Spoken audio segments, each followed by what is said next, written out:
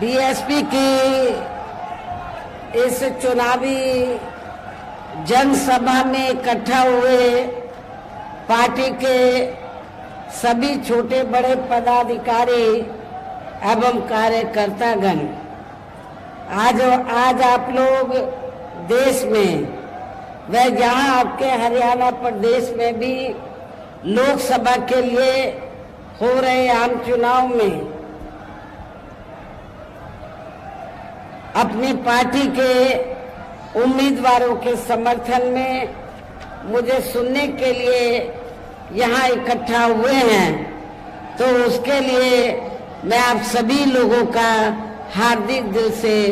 आभार प्रकट करती हूँ। वैसे आप लोगों को ये मालूम है कि हमारी पार्टी कांग्रेस, बीजेपी व अन्य किसी भी विरोधी पार्टी के साथ मिलकर नहीं, बल्कि अकेले ही खासकर यहाँ अपने गरीबों, मजदूरों, दलितों, आदिवासियों, पिछड़े वर्गों, मुस्लिम व अन्य अकलियतों के बलबूते पर ही ये चुनाव लड़ रही है। जो इनमें से पार्टी से जुड़े ये लोग अपनी पार्टी के उम्मीदवारों को जिताने में पूरे जी जान से लगे हैं। हालांकि आज आपके यहाँ इकट्ठा हुई भीड़ व भीड़ के जोश को भी देखकर अब मुझे भी ये काफी हद तक भरोसा हो गया है कि इस बार आप लोग इस चुनाव में यहाँ अपने प्रदेश से अपनी पार्टी का बेहतर रिजल्ट जरूर लाएंगे। इसके लिए अब मैं आप लोगों का ध्यान कुछ जरूरी बातों की तरफ दिलाना चाहती हूँ, और इस संबंध में विशेषकर मैं कांग्रेस, बीजेपी व इनके अन्य सभी सहयोगी दलों के बारे में ये कहना चाहूंगी कि आजादी के बाद शुरू में केंद्र व देश के अधिकांश राज्यों में भी ज्यादातर सत्ता यहाँ कांग्रेस पार्टी के हाथों में ही केंद्रित रही है, किंतु इनके खासकर दलित, आदिवासी व पिछड़ा वर्ग विरोधी तथा अन्य और मामलों में भी रही गलत नीतियों व गलत कार्य प्रणाली आदि की वजह से ही फिर इस पार्टी को यानी कि कांग्रेस पार्टी को केंद्र व काफी राज्यों की भी सत्ता से बाहर होना पड़ा है, तथा यही स्थिति इनकी सहयोगी पार्टियों की भी बनी रही है, जिस कारण ही फिर बीएसपी को बनाने की भी जरूरत पड़ी। और अब पिछले काफी वर्षों से भारतीय जनता पार्टी व इनके सहयोगी दल केंद्र व अधिकांश राज्यों की भी सत्ता में काबिज हो गए हैं। साथ ही इनकी भी ज्यादातर जातिवादी, पूंजीवादी, संकीर्ण, सांप्रदायिक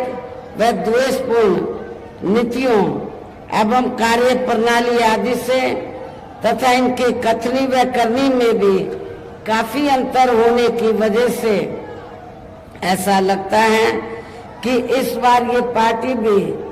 केंद्र की सत्ता में आसानी से वापस आने वाली नहीं है, यानी कि भारतीय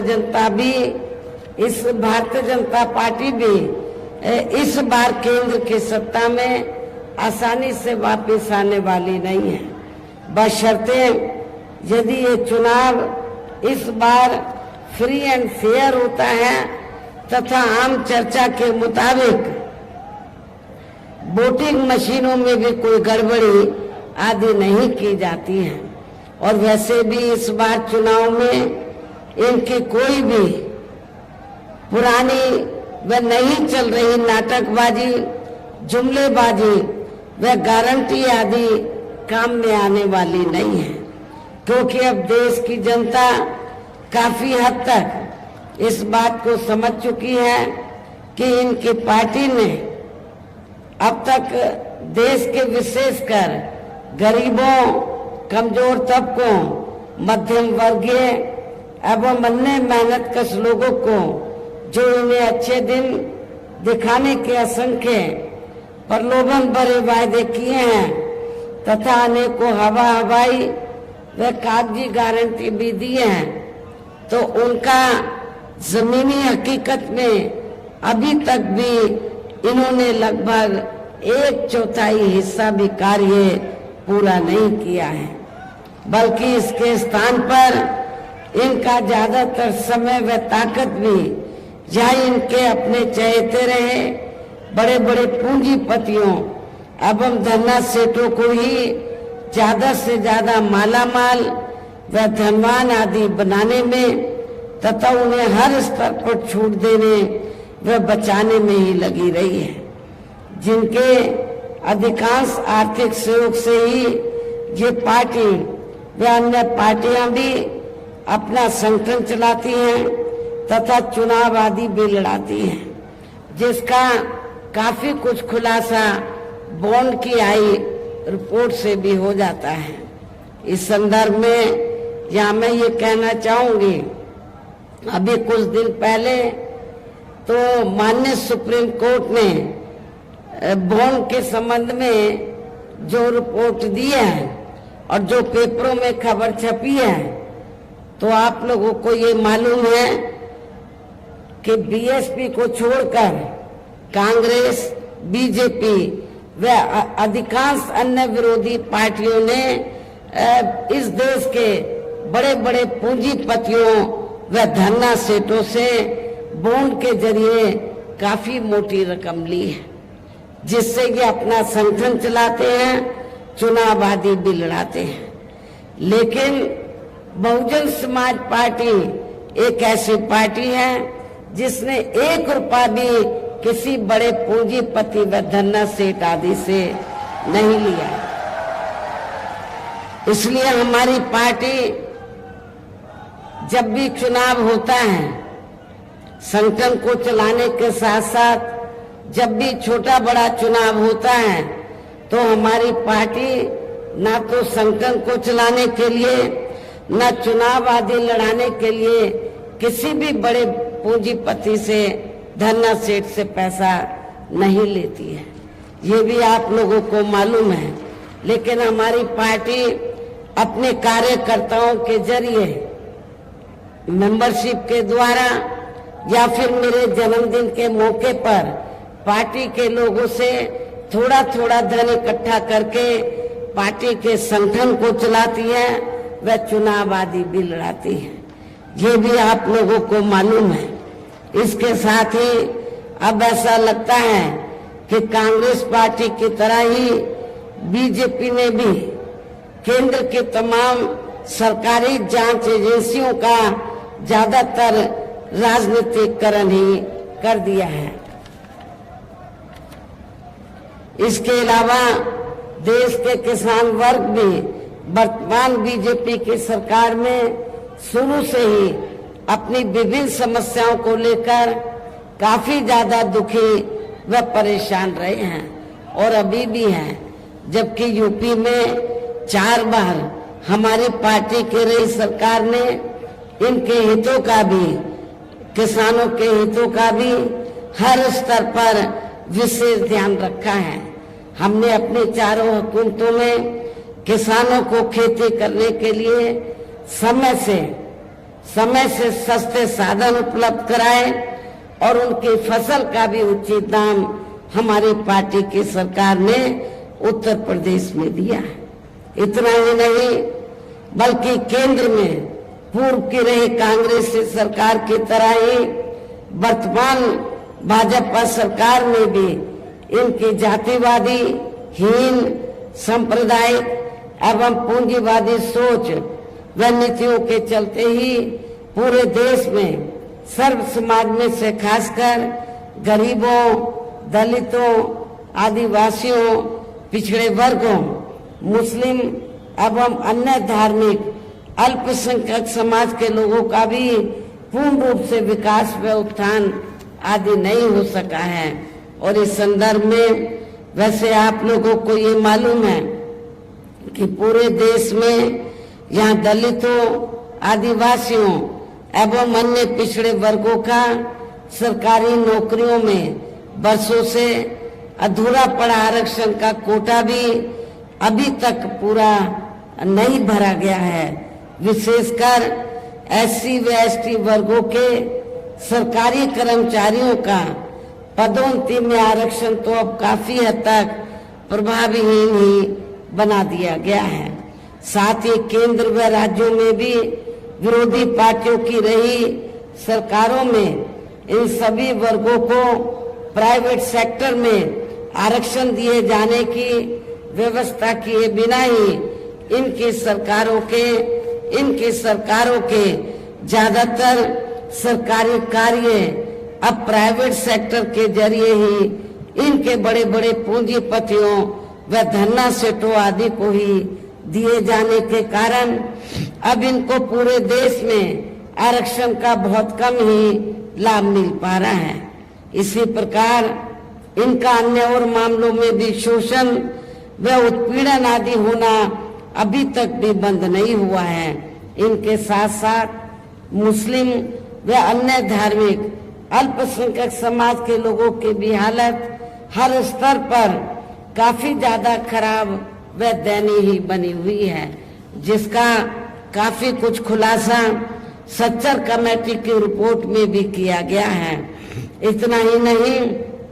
बल्कि पिछले कुछ वर्षों से केंद्र व अधिकांश राज्यों में भी बीजेपी व आरएसएस के सरकारों के चलते हुए अब इनका विकास व एवं उत्थान आदि होना भी काफी हद तक बंद सा ही हो गया है। आए दिन इन पर खासकर धर्म की आड़ में हो रही जुल्म जाति भी यह काफी ज्यादा चरम सीमा पर पहुंच चुकी है। इनके साथ साथ अपर कास्ट समाज में से विशेषकर गरीब लोगों की भी हालत हमें कोई खास अच्छी नजर नहीं आती है। इनकी गलत कृषि नीतियों के कारण किसान वर्ग भी आए दिन आंदोलित ही रहता है। साथ ही इनकी गलत आर्थिक नीतियों की वजह से देश की अर्थव्यवस्था पर भी इसका काफी बुरा प्रभाव पड़ा है, जिससे यहाँ विशेषकर छोटे एवं मध्यम वर्गीय व्यापारी वर्ग भी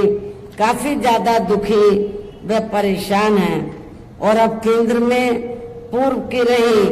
सरकारों की तरह ही वर्तमान भाजपा सरकार में भी यहाँ पूरे देश में गरीबी, बेरोजगारी एवं महंगाई आदि भी लगातार काफी ज्यादा बढ़ रही है। देश में हर स्तर पर फैला भ्रष्टाचार भी कम नहीं हुआ है। ऐसे में अब आप लोगों को देश में हो रहे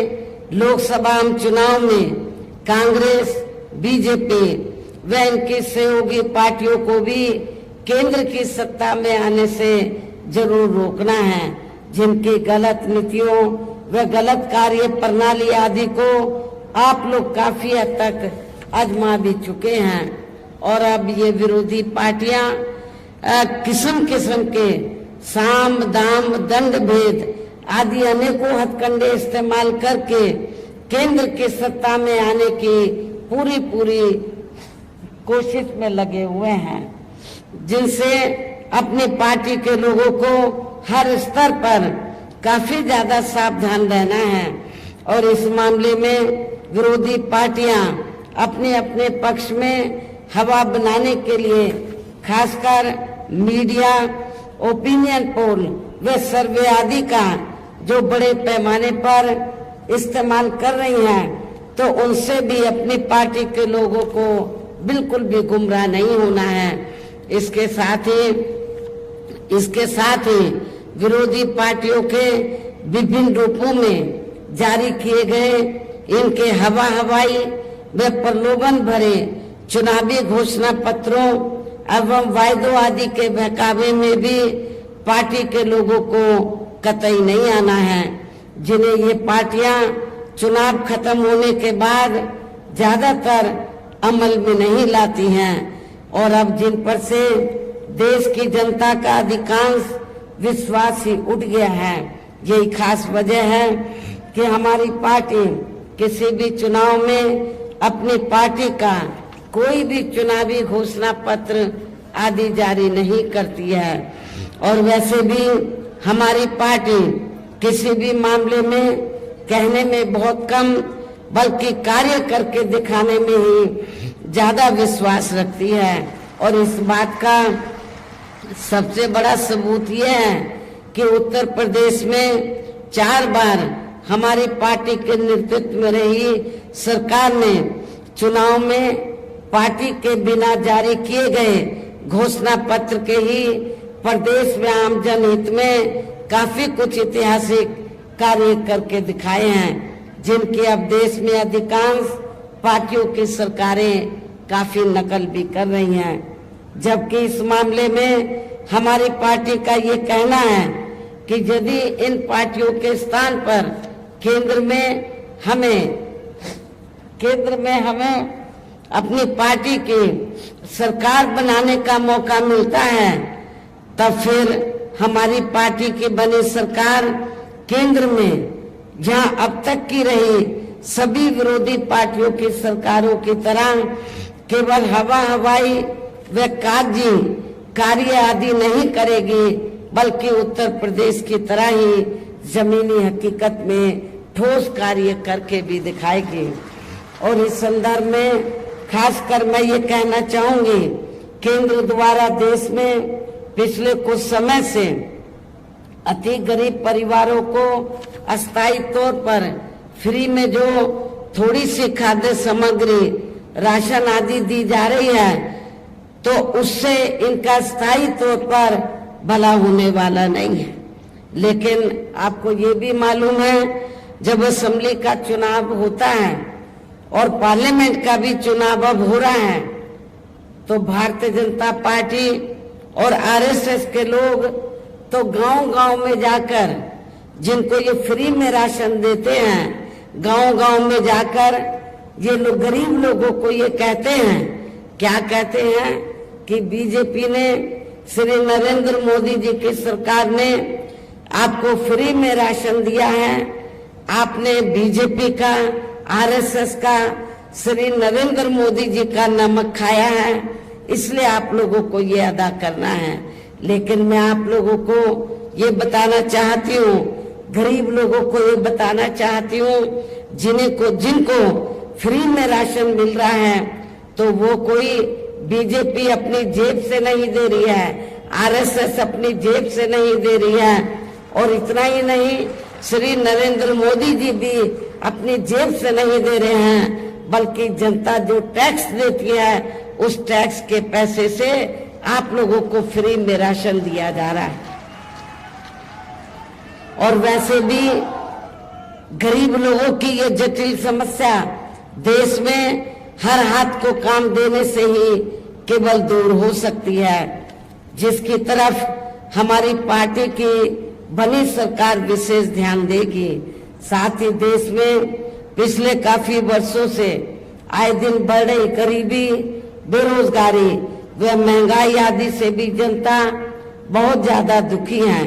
जिसे भी आर्थिक नीतियों में तब्दीली करके जरूर दूर किया जाएगा। धर्म की भी आड़ में पिछले कुछ वर्षों से खासकर मुस्लिम समाज के लोगों की द्वेष की भावना से जो इनका काफी ज्यादा शोषण व उत्पीड़न आदि किया जा रहा है, तो इसे भी जरूर रोका जाएगा। कहने का तात्पर्य ये है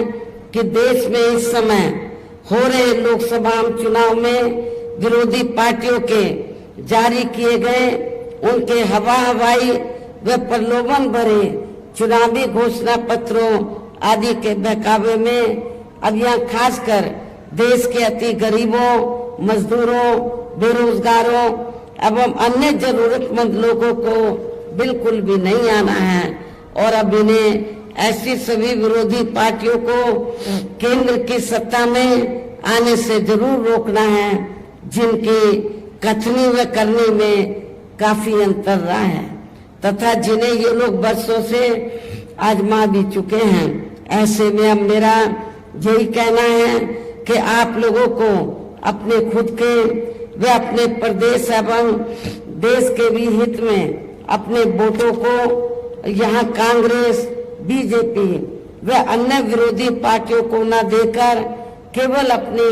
एकमात्र हितैषी पार्टी बहुजन समाज पार्टी को ही देना है। जो ये पार्टी